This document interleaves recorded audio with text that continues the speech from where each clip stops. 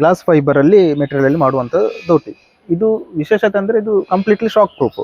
ಹೊಡೆದ್ರು ಕೂಡ ಕಟ್ ಆಗುದು ಅಥವಾ ಬೆಂಡು ಬೀಳುವಂತದ್ದು ಯಾವುದೇ ಸಮಸ್ಯೆ ಇಲ್ಲ ಅಂತಿಲ್ಲ.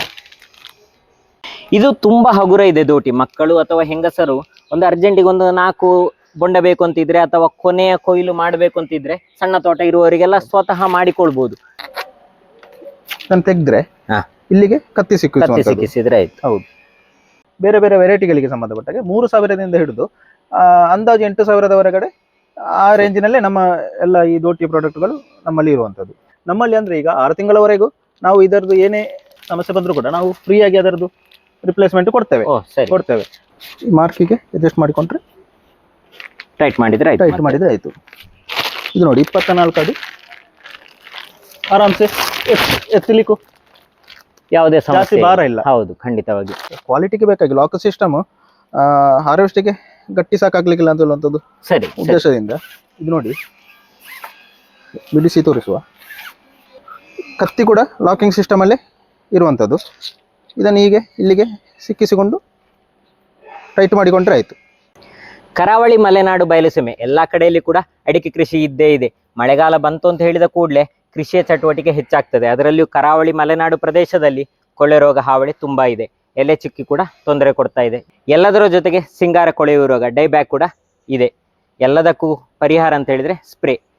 ಕೊಳೆ ರೋಗ, ಎಲೆ ಚುಕ್ಕಿ ರೋಗ ಯಾವುದೇ ಆಗಿದ್ರು ಕೂಡ ಸರಿಯಾದ ಸಮಯದಲ್ಲಿ ಸ್ಪ್ರೇ ಮಾಡಿದ್ರೆ ನಮಗೆ ಫಸಲು ಸಿಗ್ತದೆ. ಇಲ್ಲದ್ರೆ ಕಳೆದ ವರ್ಷದಾಗೆ ತೊಂದರೆ ಆಗ್ತದೆ. ನಮಗೆ ಸ್ಪ್ರೇ ಅಂತ ಹೇಳಿದ ಕೂಡಲೇ ಕೆಲಸದವರ ಮೇಲೆ ಅವಲಂಬಿತ ಆಗಿರುತ್ತೇವೆ. ಸರಿಯಾದ ಸಮಯಕ್ಕೆ ಸಿಗುವುದಿಲ್ಲ. ಅದಕ್ಕೆಲ್ಲದಕ್ಕೂ ವರದಾನ ಹೇಳುವಂತೆ ನಮಗೆ ದೋಟಿಗಳು ಬಂದಿದೆ. ಬೇರೆ ಬೇರೆ ಕ್ವಾಲಿಟಿಯ ಬೇರೆ ಬೇರೆ ರೀತಿಯ ದೋಟಿಗಳು ಬಂದಿದೆ. ನಮಸ್ತೆ, ನಾನಿವತ್ತು ಕಡಬ ಬಳಿಯ ದೇವಸ್ಯ ಹೈಡ್ರೋಮೆಟಿಕ್ಸ್ ಇಂಜಿನಿಯರಿಂಗ್ ಸಂಸ್ಥೆಯ ಮಾಲೀಕರಾದ ಶ್ರೀ ಚೇತನ್ ದೇವಸ್ಯ ಅವರ ಜೊತೆಗಿದ್ದೇನೆ. ಅತ್ಯುತ್ತಮ ಗುಣಮಟ್ಟದ ದೋಟಿಗಳನ್ನು ಕೃಷಿಕರಿಗೆ ಒದಗಿಸ್ತಾ ಇದ್ದಾರೆ. ಅಲ್ಯೂಮಿನಿಯಂ ಅಥವಾ ಫೈಬರ್ ದೋಟಿಗಳು, ಕಾರ್ಬನ್ ಫೈಬರ್ ದೋಟಿ ಮುಂತಾದ ದೋಟಿಗಳನ್ನು ಅವರ ಜೊತೆಯಲ್ಲಿ ಕೃಷಿಕರಿಗೆ ಒದಗಿಸ್ತಾ ಇದ್ದಾರೆ. ದೋಟಿಯನ್ನು ನಾವು ಕೊಯ್ಲಿಗೂ ಉಪಯೋಗ ಮಾಡ್ತೇವೆ, ಸ್ಪ್ರೇ ಟೈಮಲ್ಲಿ ಕೂಡ ಉಪಯೋಗ ಮಾಡ್ತೇವೆ. ಇದರ ಬಗ್ಗೆ ಒಂದು ಸ್ವಲ್ಪ ವಿವರಣೆ ಕೊಡ್ತೀರಾ ಸರ್? ಇದು ಅಥವಾ ಆ ದೋಟಿ ಆಗಿರ್ಬೋದು, ಅದು ನನಗೆ ಈಗ ಸ್ಪೆಷಲ್ ಕಂಡ ದೋಟಿ, ಇದರ ವಿಶೇಷತೆ ಏನು ಸರ್? ಇದು ಗ್ಲಾಸ್ ಫೈಬರ್ ಅಲ್ಲಿ ಮೆಟೀರಿಯಲ್ ಅಲ್ಲಿ ಮಾಡುವಂತ ದೋಟಿ. ಇದು ವಿಶೇಷತೆ ಅಂದ್ರೆ ಇದು ಕಂಪ್ಲೀಟ್ಲಿ ಶಾಕ್ ಪ್ರೂಫ್.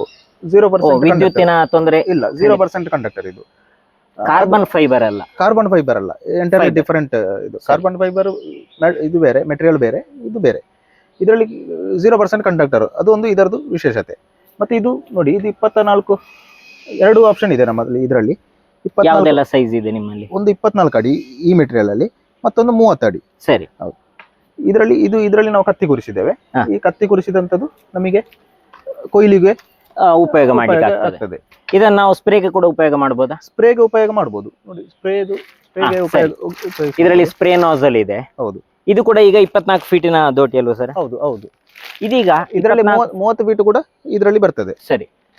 ಇದು ನೋಡಿ, ನಾವು ಈಗ ಇದರಲ್ಲಿ ಹಾಕಿರುವಂಥದ್ದು ಸಾಮಾನ್ಯವಾಗಿ ಮಾರ್ಕೆಟ್ ಅಲ್ಲಿ ಸಿಗುವಂತ ನೋಸಲೆ. ಇದು ನಾವು ಕೊಡುವಂತ ನೋಸಲ್ ಅಲ್ಲಿ ಸಾಮಾನ್ಯವಾಗಿ 15ರಿಂದ 20 ಅಡಿ ಸಾಮಾನ್ಯವಾಗಿ ಮದ್ದು ಹೋಗ್ತದೆ. ಇದಕ್ಕೆ ಈ ನೋಸಲ್ ಅನ್ನು ನಾವು ಮಾರ್ಕೆಟ್ ಅಲ್ಲಿ ಬೇರೆ ಬೇರೆ ಟೈಪ್ ನೋಸಲ್ಗಳು ಕೂಡ ಸಿಗ್ತವೆ. ಇದನ್ನು ನಾವು ಚೇಂಜ್ ಮಾಡಿಕೊಂಡ್ರೆ 30ರಿಂದ 35 ಅಡಿ ಮದ್ದು ಹೋಗುವಂತ ನೋಸಲ್ಗಳು ಕೂಡ ಮಾರ್ಕೆಟ್ ಅಲ್ಲಿ ಸಿಗ್ತವೆ. ಅದನ್ನು ಕೂಡ ಇದಕ್ಕೆ ಫಿಕ್ಸ್ ಮಾಡಿಕೊಳ್ಬಹುದು. ಇದು ಹಾಗಿದ್ರೆ ಥ್ರೆಡ್ಡಿಂಗ್ ಸಿಸ್ಟಮ್ ಅಲ್ವಾ? ನಾವು ಕೊಯ್ಲಿಗೆ ಮತ್ತೆ ಸ್ಪ್ರೇಗೆ ಎರಡಕ್ಕೆ ಕೂಡ ಉಪಯೋಗ ಮಾಡಬಹುದು. ಹೌದು. ಇದು ಈಗ ಕೊಯ್ಲಿದು ನೋಡಿದ್ದೇವೆ ನಾವೀಗ. ಅದರಲ್ಲಿ ಇದನ್ನು ಮೇಲಿನ ನಾಸಲ್ ತೆಗೆದು ನಾವು ಕತ್ತಿ ಅಳವಡಿಸಿದ್ರೆ ಆಯ್ತು. ಇದನ್ನು ಈಗ ಕತ್ತಿ ಅಳವಡಿಸ್ಲಿಕ್ಕೆ ಇದನ್ನು ತೆಗೆಯುವಂಥದ್ದು. ಇದು ಸಿಂಪಲ್. ಇದಕ್ಕೆ ಸ್ಪ್ಯಾನರ್ ಬೇಕು ಅಂತ ಬಟರ್ಫ್ಲೈ ಸಿಸ್ಟಮ್ ಇದು ನೆಟ್ಟು ಇದರಲ್ಲಿ ಕೊಟ್ಟಿರೋದು. ಇದನ್ನು ಲೂಸ್ ಮಾಡಿಕೊಂಡ್ರೆ, ಇದನ್ನು ಕಂಪ್ಲೀಟ್ ಲೂಸ್ ಮಾಡಿಕೊಂಡು ಇದನ್ನು ತೆಗೆದ್ರೆ ಇಲ್ಲಿಗೆ ಕತ್ತಿ ಸಿಕ್ಕಿಸಿದ್ರೆ ಆಯ್ತು. ಹೌದು. ತೆಗೆದು ತೋರಿಸುವ. ತೆಗೆದ್ರೆ ಈ ಪೈಪನ್ನು ಇಲ್ಲಿಂದ ಎಳೆದುಕೊಂಡ್ರೆ ಪೈಪ್ ಹೊರಗೆ ಬರ್ತದೆ. ಇಲ್ಲಿಗೆ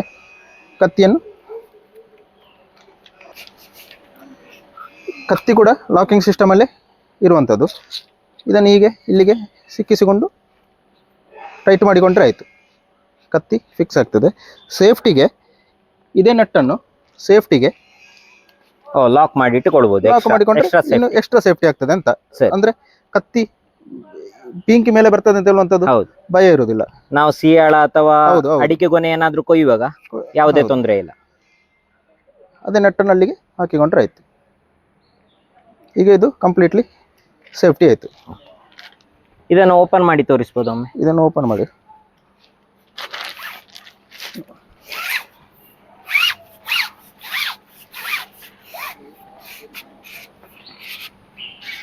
ಇದೀಗ ಒಂದು ಲೆಂತ್ ಓಪನ್ ಆಯಿತು, ಇನ್ನೊಂದು ಲೆಂತ್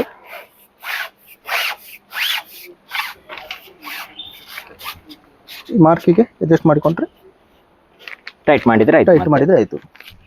ಇದು ನೋಡಿ 24 ಅಡಿ ಆರಾಮ್ಸೆ ಎತ್ತಲಿಕ್ಕೂ ಯಾವುದೇ ಸಮಸ್ಯೆ ಭಾರ ಇಲ್ಲ. ಹೌದು, ಖಂಡಿತವಾಗಿ ಇದು ಬಳಕುದಿಲ್ಲ ಅಲ್ಲ.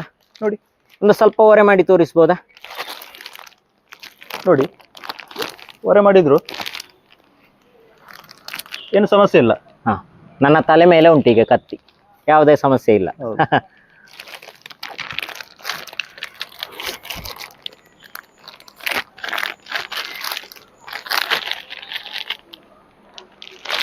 ಫುಲ್ ಮೇಲೆ ತನಕ ಹಿಡಿದು ನಾವು ಸ್ಪ್ರೇ ಅಥವಾ ಕೊಯ್ಲು ಮಾಡ್ಬೋದಲ್ವಾ ಹಾಗಿದ್ರೆ? ಹೌದು, ಇದು ಇರುವುದು 2.5 kg ತೂಕ. 2.5 kg ತೂಕ ಜಾಸ್ತಿ ಭಾರ ಅಂತ ಅನಿಸುವುದಿಲ್ಲ. ಇದೀಗ 24 ಫೀಟ್, ಇದು 24 ಅಡಿ. 24 ಫೀಟ್ ಇದೆ, 2.5 kg ಇದೆ. ಹಾಗಿದ್ರೆ 30 ಫೀಟ್ 30 1 kg ಎಕ್ಸ್ಟ್ರಾ ಆಗ್ತದೆ. ಅದು ಅಂದ್ರೆ ಎಕ್ಸ್ಟ್ರಾ ಒಂದು ಪೈಪ್ ಇಲ್ಲಿ ಬರ್ತದೆ, ಒಂದು ಪೈಪ್ ಇದು weight ಆಡ್ ಆಗ್ತದೆ.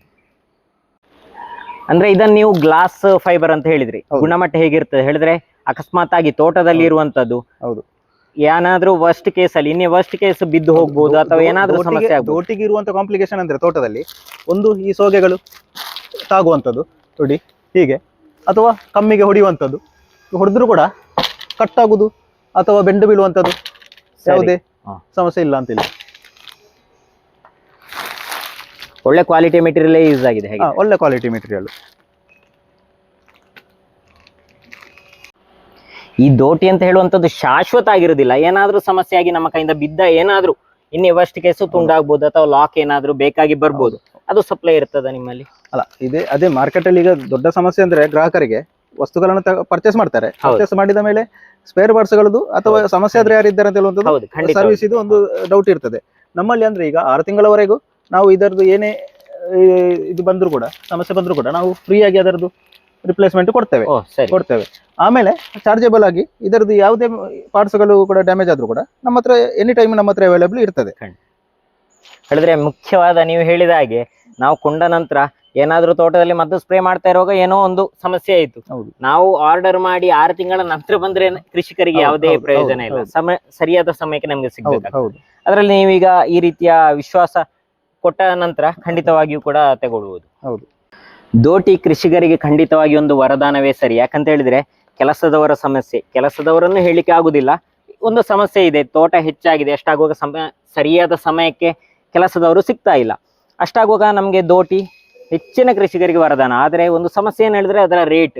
ನಮಗೆ ಕಾರ್ಬನ್ ಫೈಬರ್ ದೋಟಿ ಯಾವುದೇ ಇಂಟ್ರೊಡ್ಯೂಸ್ ಮಾಡಿದ ಒಳ್ಳೆಯ ವಿಚಾರವೇ, ಆದರೆ 60,000 70,000 ಅಂತ ಹೇಳುವಾಗ ಸಾಮಾನ್ಯ ಸಣ್ಣ ಮತ್ತೆ ಮಧ್ಯಮ ಕೃಷಿಕರಿಗೆ ತುಂಬಾ ಕಷ್ಟ ಆಗ್ತಾ ಇದೆ. ಅಷ್ಟನ್ನು ಬ್ಯಾರ್ ಮಾಡಬೇಕು, ಒಮ್ಮೆಗೆ ನಾವು ಅಷ್ಟು ಕೊಡ್ಲೇಬೇಕಾಗ್ತದಲ್ವಾ. ಈಗ ಈ ಸ್ಪ್ರೇ ಮಾಡಲಿಕ್ಕೆ ತುಂಬಾ ಒಂದು ಸರಿಯಾದ ಒಳ್ಳೆಯ ಕ್ವಾಲಿಟಿಯ ಮೆಟೀರಿಯಲ್ ಒಂದು ಎಲ್ಲ ಸಾಮಾನ್ಯ ಕೃಷಿಕರಿಗೆ ಕೂಡ ಕೊಟ್ಟು ಹಣ ಕೊಟ್ಟು ತಗೊಳ್ಳುವಂತ ಒಂದು ರೇಟಿನಲ್ಲಿ ಸಿಗ್ತಾ ಇದೆ. ಅಂದಾಜು ಇದರ ರೇಟ್ ಎಷ್ಟಿರ್ಬೋದು? ನಾವು ಸಣ್ಣ ಕೃಷಿಕರನ್ನೇ ಗಮನದಲ್ಲಿಟ್ಟುಕೊಂಡು ಯಾವುದೇ ಪ್ರಾಡಕ್ಟ್ಗಳನ್ನು ನಾವು ಇಂಟ್ರೊಡ್ಯೂಸ್ ಮಾಡುವ ಒಂದು ಇದರಲ್ಲಿ ನಾವು ಇರುವಂಥದ್ದು. ಇದರ ರೇಟ್ ಬಂದು ಇವಾಗ ಅಂದಾಜು ನಾವು 3,000ದಿಂದ ಹಿಡಿದು, ಅಂದ್ರೆ ಒಬ್ಬೊಬ್ಬರದ್ದು ಆಯ್ಕೆಗಳು ಒಂದೊಂದು ತರ ಇರ್ತವೆ. ಹೇಳಿದ್ರೆ ಇದರಲ್ಲಿ ಪೈಪ್ ಬೇಕಾಗುವಂತದ್ದು ಕೊಯ್ಲಿಗೆ, ಕೆಲವರಿಗೆ 18 ಬಿಟಿನ ದೋಟಿ, ಅದರಲ್ಲಿ ಕೆಲವರಿಗೆ ಸಾಮಾನ್ಯವಾಗಿ ಕತ್ತಿ ಮಾತ್ರ ಸಾಕಾಗ್ತದೆ, ಕೆಲವರಿಗೆ ಅದರಲ್ಲಿ ಒಂದು ಗರಗಾಸದ ಅಟ್ಯಾಚ್ಮೆಂಟ್, ಕೆಲವರಿಗೆ ಫುಟ್ ಕೊಯ್ಯುವಂಥದ್ದು. ಅದೇ ಬೇರೆ ಬೇರೆ ಅಟ್ಯಾಚ್ಮೆಂಟ್ಗಳಿಗೆ ಸಂಬಂಧಪಟ್ಟ ಹಾಗೆ ಬೇರೆ ಬೇರೆ ವೆರೈಟಿಗಳಿಗೆ ಸಂಬಂಧಪಟ್ಟ ಹಾಗೆ 3,000ದಿಂದ ಹಿಡಿದು ಅಂದಾಜು 8,000ದವರೆಗಡೆ ಆ ರೇಂಜಿನಲ್ಲೇ ನಮ್ಮ ಎಲ್ಲ ಈ ದೋಟಿ ಪ್ರಾಡಕ್ಟ್ಗಳು ನಮ್ಮಲ್ಲಿ ಇರುವಂಥದ್ದು.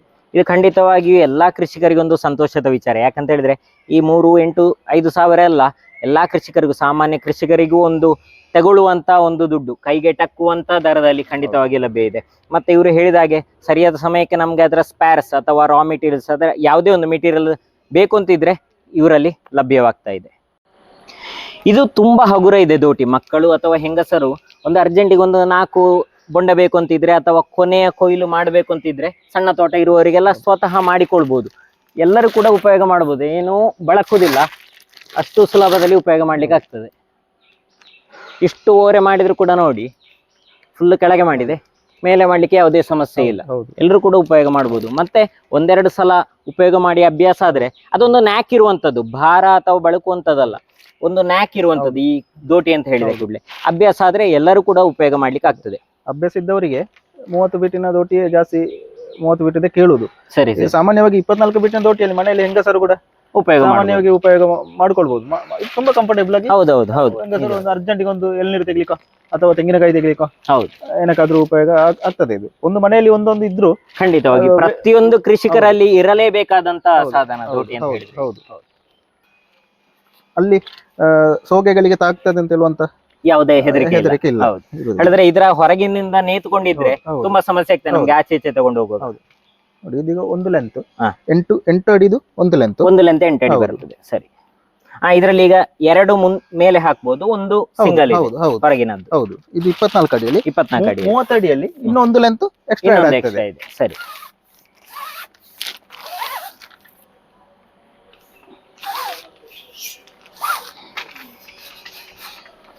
ಮಾರ್ಕಿಂಗ್ ಬಂದ ಕೂಡಲೇ ನಾವು ಟೈಟ್ ಮಾಡಿದ್ರೆ ಇಲ್ಲಿ ಒಂದು ಮಾರ್ಕ್ ಹಾಕಿರ್ತೇವೆ ನಾವು, ಆ ಮಾರ್ಕಿಗೆ ಅಡ್ಜಸ್ಟ್ ಮಾಡಿ ಅಲ್ಲಿಗೆ ಟೈಟ್ ಮಾಡ್ಕೊಂಡ್ರೆ ಆಯ್ತು. ಇದರ ಒಳಗಿನಿಂದಲೇ ಪೈಪ್ ಒಳಗಿನಿಂದಲೇ ಬರ್ತದೆ. ನಾವು ಮೇಲೆ ಕೆಳಗೆ ಮಾಡುವಾಗ ಪೈಪ್ ಮೇಲೆ ಕೆಳಗೆ ಹೋಗ್ತದೆ. ಕ್ವಾಲಿಟಿಗೆ ಬೇಕಾಗಿ ಲಾಕ್ ಸಿಸ್ಟಮ್ ಹಾರ್ವೆಸ್ಟಿಗೆ ಗಟ್ಟಿ ಸಾಕಾಗ್ಲಿಕ್ಕಿಲ್ಲ ಅಂತ ಹೇಳುವಂಥದ್ದು ಸರಿ ಉದ್ದೇಶದಿಂದ ಇದು ನೋಡಿ ಬಿಡಿಸಿ ತೋರಿಸುವ. ಯೋಗ್ಯ ದರದಲ್ಲಿ ಉತ್ತಮ ಗುಣಮಟ್ಟದ ದೋಟಿಗಳನ್ನು ಕೃಷಿಕರಿಗೆ ಕೊಡ್ತಾ ಇರುವಂತದ್ದು ತುಂಬಾ ಸಂತೋಷದ ವಿಚಾರ ಸರ್. ನಿಮ್ಮ ಈ ಉದ್ಯಮ, ಈ ಸೇವೆ ಇನ್ನೂ ಮುಂದುವರಿಯಲಿ, ಇನ್ನಷ್ಟು ಕೃಷಿಕರಿಗೆ ಉಪಯೋಗ ಆಗಲಿ ಅಂತ ಹೇಳಿಕೊಂಡು ನನ್ನ ಹಾರೈಕೆ. ತುಂಬಾ ಧನ್ಯವಾದಗಳು ಸರ್. ಈ ರೀತಿಯ ಕೃಷಿಗೆ ಸಂಬಂಧಿತ ವಿಡಿಯೋಗಳಿಗಾಗಿ ನಮ್ಮ ಯೂಟ್ಯೂಬ್ ಚಾನಲ್ ಸಬ್ಸ್ಕ್ರೈಬ್ ಮಾಡಿ, ನಿಮ್ಮ ಗೆಳೆಯರ ಜೊತೆಗೂ ಹಂಚಿಕೊಳ್ಳಿ. ನಮಸ್ತೆ.